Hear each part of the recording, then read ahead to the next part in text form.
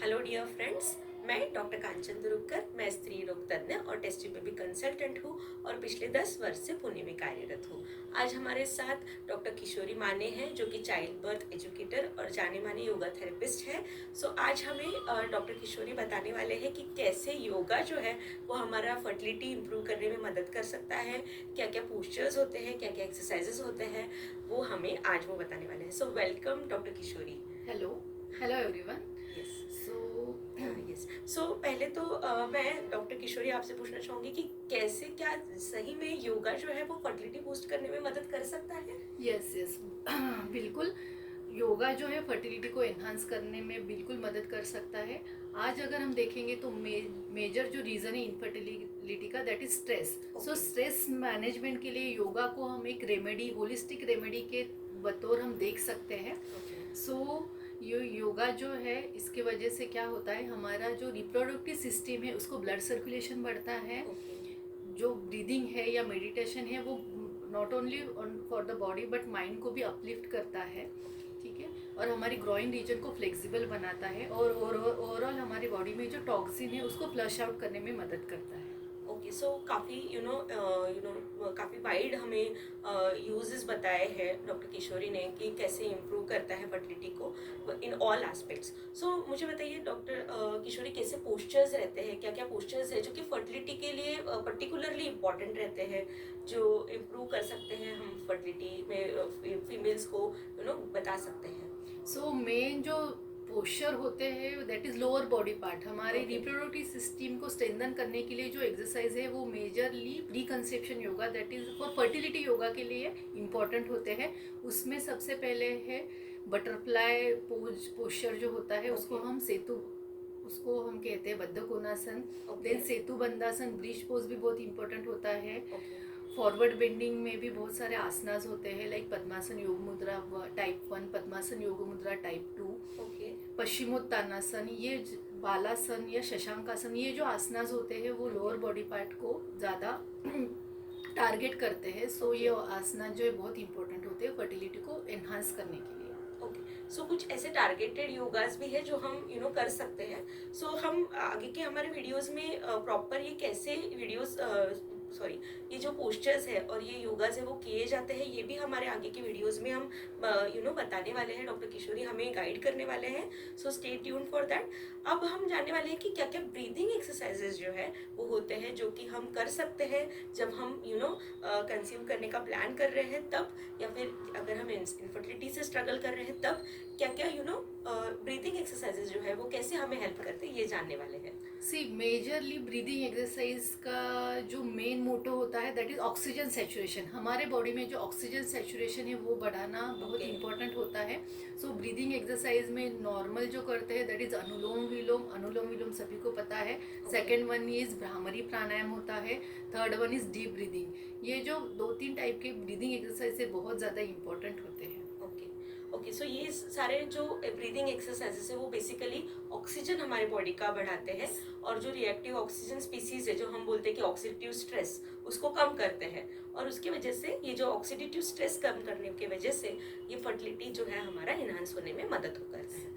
अब मुझे बताइए डॉक्टर कि पीसीओएस में कुछ क्या, क्योंकि पीसीओएस के पेशेंट्स हमारे काफ़ी एंग्शियस होते हैं कि क्या कैसा योगा किया जाए, क्या किया जाए कि उनका जो हार्मोनल इम्बैलेंस हुआ है उसके लिए कैसे ये योगा वर्क करता है?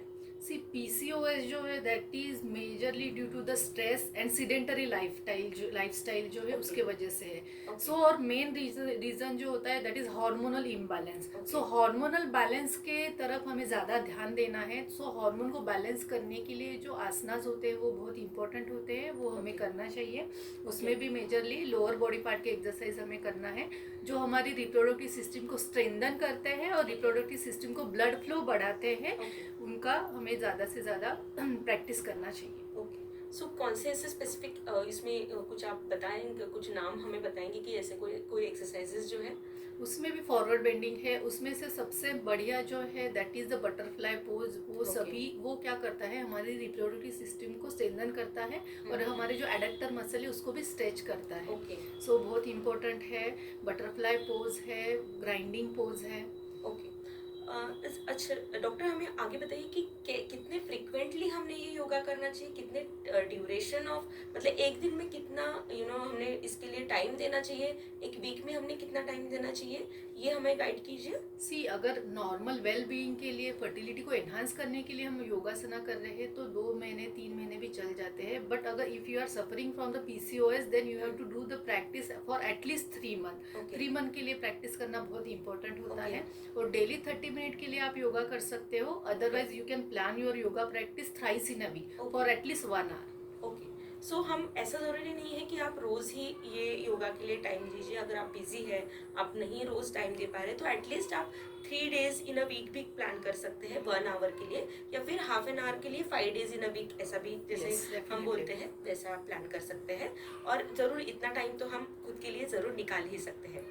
तो इसके बाद हम जानेंगे कि कैसे कैसे ये वर्क करता है योगा की, क्या साइंटिफिक कुछ बेसिस है इसका कि कैसे ये योगा और ये ब्रीदिंग एक्सरसाइजेस ये हमें कैसे फर्टिलिटी की तरफ या फिर जल्दी कंसेप्शन की तरफ लेके जा सकते हैं doctor. See, yoga is not only meant for the asanas. Yoga is a combination of posture, yoga posture, then breathing exercise and meditation. Okay. ये ओवरऑल हमारी मेंटल एंड फिजिकल हेल्थ जो है उसको एनहांस करता है।